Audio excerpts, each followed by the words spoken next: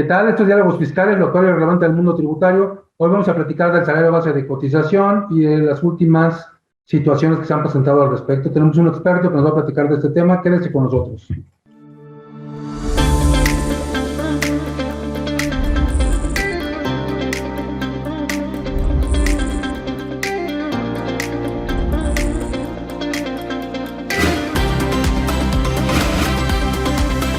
Lo actual y relevante del mundo tributario. Diálogos fiscales con Jaime Flores. Bien, pues como comentamos en la introducción de este programa, hoy vamos a hablar del salario base de cotización. Comprometimos a mi amigo, el doctor José Padilla, de que estuviera con nosotros, y aquí está, como la semana pasada. José, muchas gracias por acompañarnos. Jaime, buenas tardes, buenas noches. Pues al contrario, gracias por la invitación. Estoy encantado de la vida para platicar esos temas tan apasionantes. Gracias. Y bueno, pues tú sabes mucho de esto del seguro social. Se ha dicho que con toda esta reforma laboral que se ha venido dando en los últimos tiempos, los patrones están obligados a respetar ese salario base de cotización, que no se precaricen los salarios, que no se precarice el trabajo, que las condiciones laborales se respeten. ¿Qué opinas tú de todas esas reformas laborales que se han venido dando y que al final del día no han influido directamente en la determinación del salario base de cotización, pero que al final sí tendrían que estar adicionando elementos para que este se integre adecuadamente? Pues mira, desafortunadamente, por el tema de que quisieron regular la figura de la subcontratación, pues se ha generado una serie de situaciones en detrimento de la sociedad, derivado de tanto despido, sin las prestaciones que le correspondían a los trabajadores, muchas situaciones de carga administrativa para las empresas, que ahora para aquellas que, por ejemplo, no decidieron contratar a las personas que tenían por parte del contratista, ahora si fue el caso de que ya sea que lo haya contratado o que contrate personal nuevo, pues evidentemente que ahora tienen que tener nuevamente su departamento o área de recursos humanos, pues precisamente para cumplir con las disposiciones fiscales, entre ellas la ley del Seguro Social, que obliga a todos los patrones, en términos del artículo 15, fracción primera, primero que nada, pues afiliarse como patrón. 2, afiliar a sus trabajadores para cuando los tengan. 3, pues calcular y enterar las cuotas obrero patronales. Esto tiene razón de ser a través de lo que mandata la misma Constitución Política de los Estados Unidos Mexicanos, artículo 123, apartado A, en donde precisamente hay diversas fracciones que regulan tanto la relación laboral, Jaime, que esta la vemos señalada en la ley reglamentaria, que es la Ley del Trabajo, y en materia de seguridad social, pues el artículo 12, fracción primera, señala que cuando exista una relación laboral, pues el patrón está obligado a registrar ante el IMSS a sus trabajadores. Y entonces así se empieza a generar una serie de obligaciones, pero la principal, además de afiliarlos, pues es calcular las cuotas obrero patronales, que para ello tenemos el salario base de cotización. Entonces, imagínate este tipo de empresas, los famosos, me estoy refiriendo a los contratantes, Jaime, que no tenían este departamento interno, o que ahora echan manos, pues porque ahora tienen que tener cuidado cómo echan mano de una persona para que le maquile la nómina, porque también puede ser el caso, pues que sean expertos o que conozcan en términos generales, y así viene a bien ahora sí que el elemento constitutivo para cumplir con esta obligación del pago de cuotas obrero patronal, si me refiero al salario base de cotización, Jaime, que el 27 te lo señala. Pareciera ser que es fácil, pero ya cuando te metes a desentrañar el sentido de la norma, te encuentras con cosas tan interesantes por las cuales en algunas ocasiones decimos, oye, pues yo no estaría obligado a pagar por estos conceptos que le entrego a mis trabajadores. Y entonces precisamente aquí es donde viene, pues así como digo yo, el quemar neuronas para ver cómo de manera legal, Jaime, puedes tú diluir la carga fiscal en materia de seguro social. Y no con esos rollos que le andan por ahí ofreciéndote, que son prácticas fiscales indebidas y que además es como una bomba de tiempo que le ponen ahí al que compra esa estrategia. Bueno, si se puede llamar estrategia, Jaime. Entonces, la ley te da para que de alguna manera legalmente puedas aminorar la carga impositiva. Hay un concepto en la Ley Federal del Trabajo, salario, que dice que es la retribución que se le paga al trabajador por su trabajo. A partir de ahí pensaríamos, bueno, si el trabajador hace algo y por ello se le remunera, entonces se considera salario.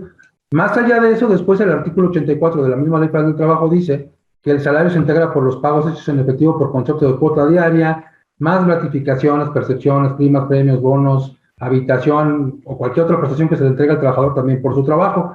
Ese 84 se lo lleva a la Ley del Seguro Social y lo pone en su primer párrafo, prácticamente igual para definir al salario base de cotización. Entonces hay una coincidencia en lo que define como salario la Ley Federal del Trabajo y lo que define la Ley del Seguro Social. Pero, ¿habrá algo que le entregue el patrón al trabajador que no sea por su trabajo? Seguro que sí, Jaime.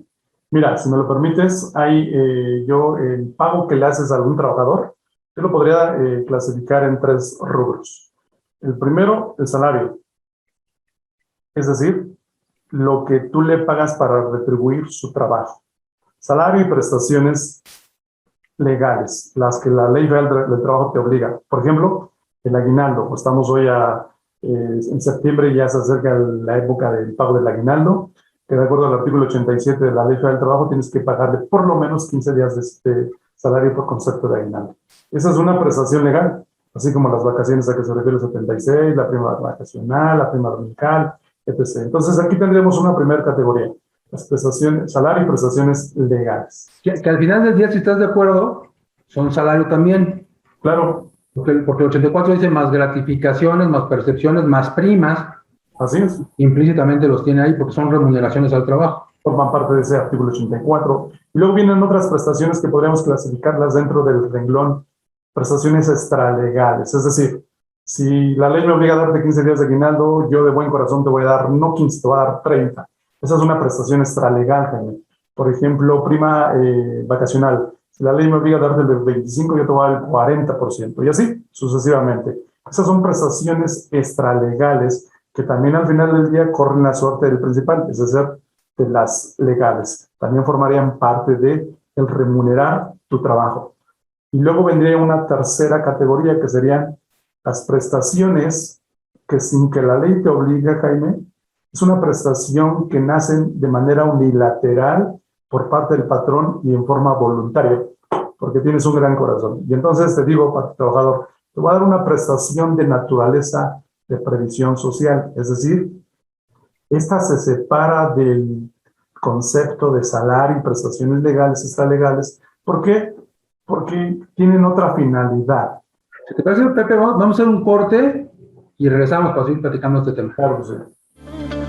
Diálogos fiscales. Continuamos. Vivimos en un mundo dominado por las tecnologías de la información y la comunicación. Los medios de comunicación mejoran el alcance y el impacto de nuestros productos y servicios. Incrementa tus clientes y gana posicionamiento en tu marca. Anúnciate en IDC y sé parte de los cambios que marcarán diferencias en los medios digitales 2021. Si estás interesado, mándanos el siguiente código para hacer válida la promoción especial que IDC tiene para ti en conmemoración de sus 35 años.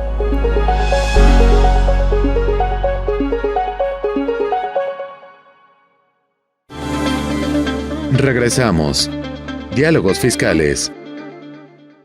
Bien, pues regresamos, estamos en Diálogos Fiscales hablando de salario base de cotización y así es una clasificación, Pepe. Prestaciones, salario que le corresponde al trabajador con todo el ámbito que le corresponde a ese concepto. Y después hablar de unas prestaciones extralegales que yo las ubicaría de cualquier forma en el ámbito de las remuneraciones porque finalmente remuneran.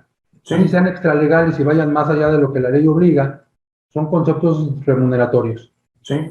Sin embargo, haces una distinción después en lo que es previsión social, pero por lo amplio del concepto de previsión social decías erogaciones del patrón para satisfacer contingencias y necesidades presentes y futuras del trabajador en el ámbito de lo físico, social, económico, cultural, tanto de él como de su núcleo familiar.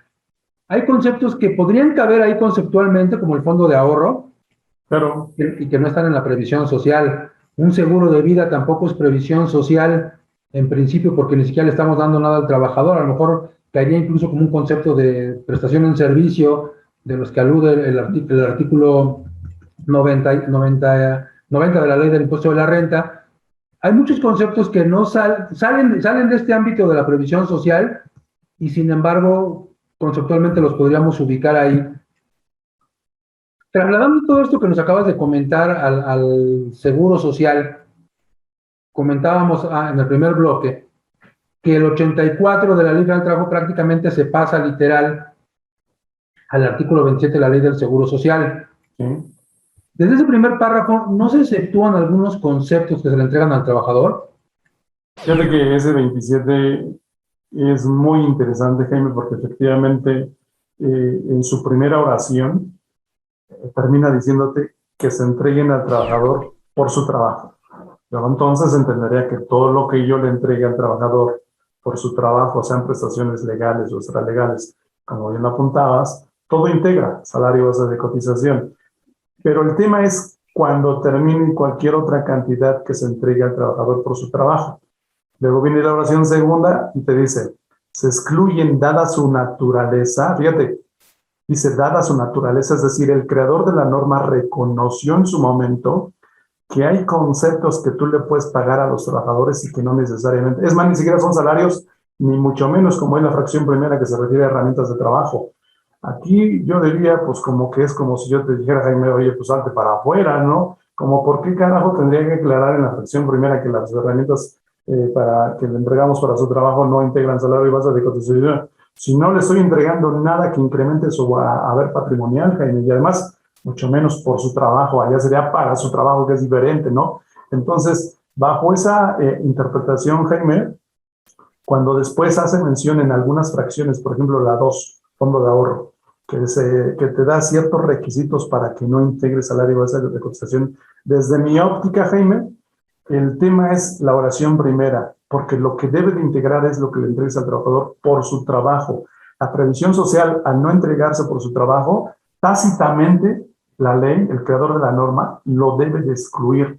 Por eso yo no entiendo por qué la ley, a través de ciertas fracciones, te señala ciertos requisitos para que no integren salario base de cotización. Eso es innecesario, Jaime, ¿por qué? Si hacemos una analogía entre la oración primera del párrafo primero del 27 de la Ley del Seguro Social con relación al 94, párrafo primero de la Ley de Renta, el párrafo primero del 94 de renta dice que se consideran ingresos por prestar un servicio personal subordinado los salarios y demás prestaciones que deriven de la relación laboral. Allá deja todo para que entre dentro de la base. Ya después hay un artículo que te dice, bueno, la previsión social, esa no grava hasta cierto límite. Luego entonces, si esto lo interpretamos en forma armónica y sistemática con la ley del Seguro Social, pues entonces debería de arribar a la misma conclusión, Jaime. Y lo que a mí me apoya el criterio que te comento es, por ahí hay una reforma al artículo 27 que se propuso antes del ex entonces presidente Enrique Peña Nieto, se quedó por ahí en la congeladora. Esa ya fue aprobada por los diputados. Esa, si bien es cierto que es solamente para homologar las bases, ¿la reforma en qué consiste, Jaime?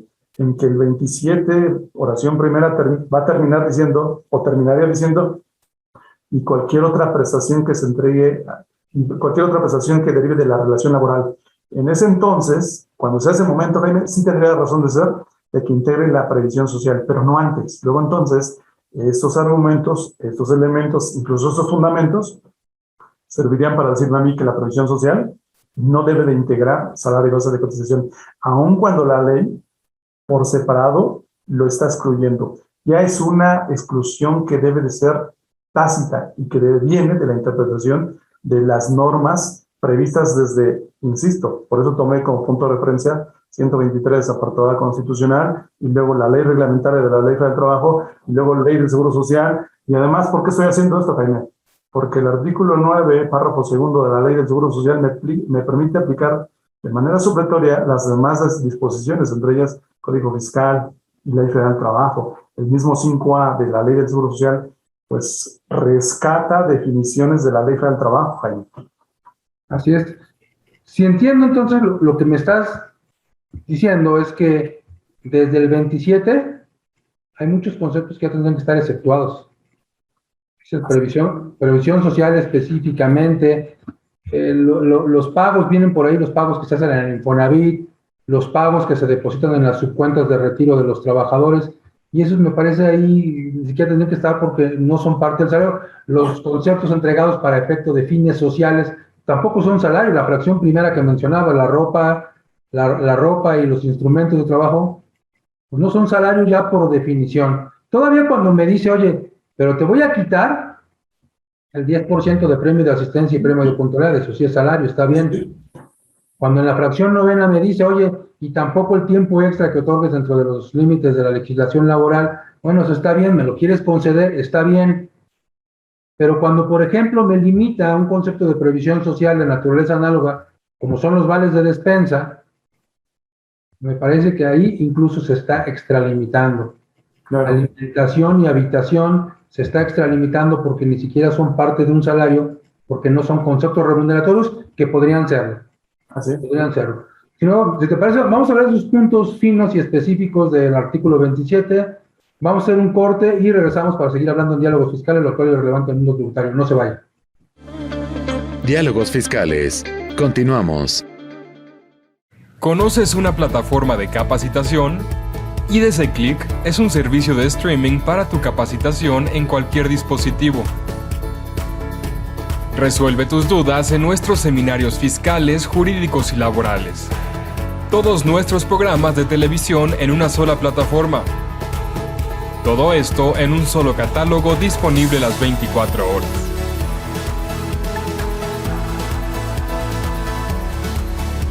Únete a la familia IDC con la mejor plataforma para una capacitación completa. IDC Click, tu mejor opción.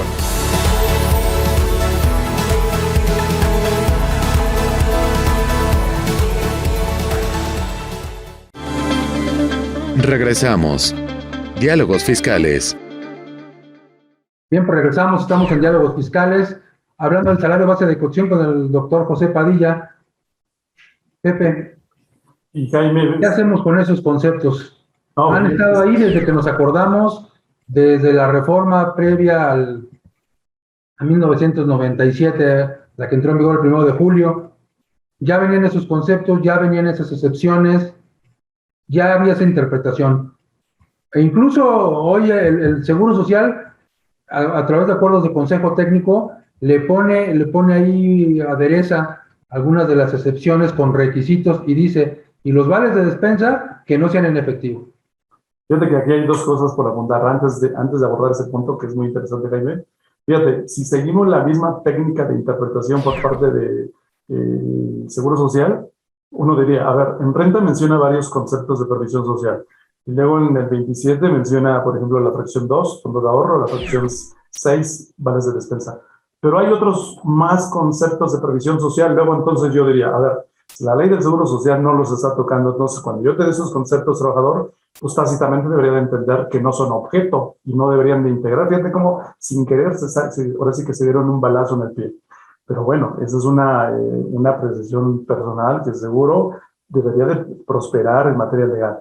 Al punto que tú refieres, fíjate que aquí efectivamente, ahora sí que personas del Seguro Social, básicamente del Consejo Técnico, que son los que representan al Instituto Mexicano del Seguro Social, haciendo uso de lo que les permite el artículo 35 Código Fiscal de la Federación, emitir criterios internos, en este caso criterios normativos, te dicen que ciertos conceptos que tú les entregues en efectivo, Jaime, a tus trabajadores, van a integrar salario y base de cotización. Aquí, con todo respeto, como que están yendo más allá de lo que la ley señala, porque en vales de despensa te dice en efectivo, en especie.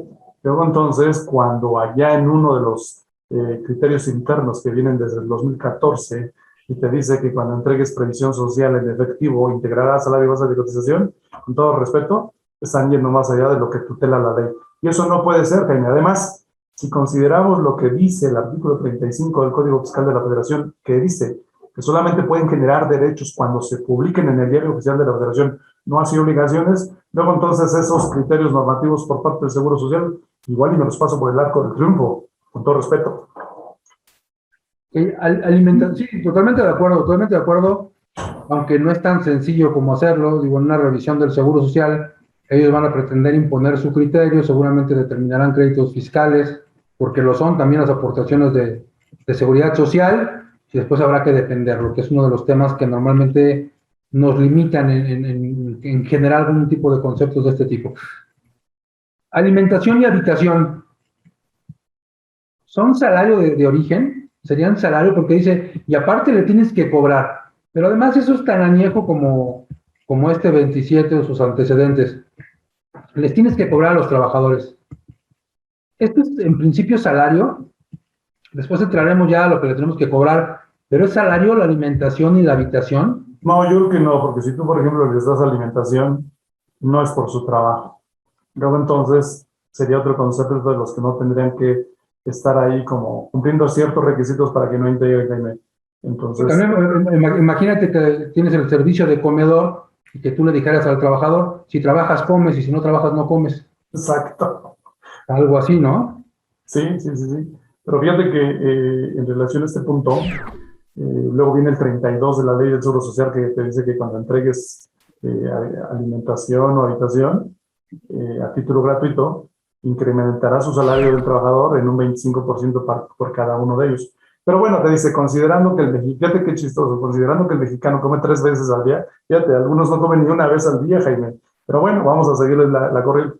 Entonces dicen, no, el 25%, 8.33 por cada alimento por el cual no cobres. Pero partiendo del origen, como bien lo apuntas, si no es por su trabajo, pues evidentemente sería innecesario que fuese regulado a través de ese 27, fracción quinta y 32 del Seguro Social. Fíjate que hace poco, Jaime, porque algunos patrones como que estaban abusando de la figura de la habitación, daban ayuda por concepto de renta.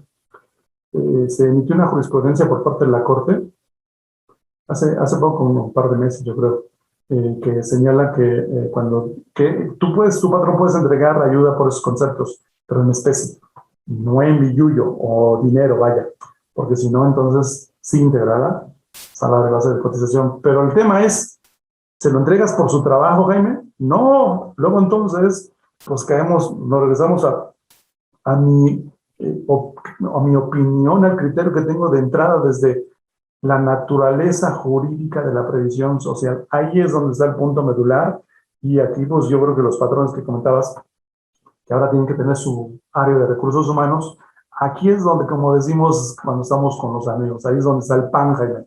¿Para qué? Para optimizar la carga fiscal en materia de seguro social.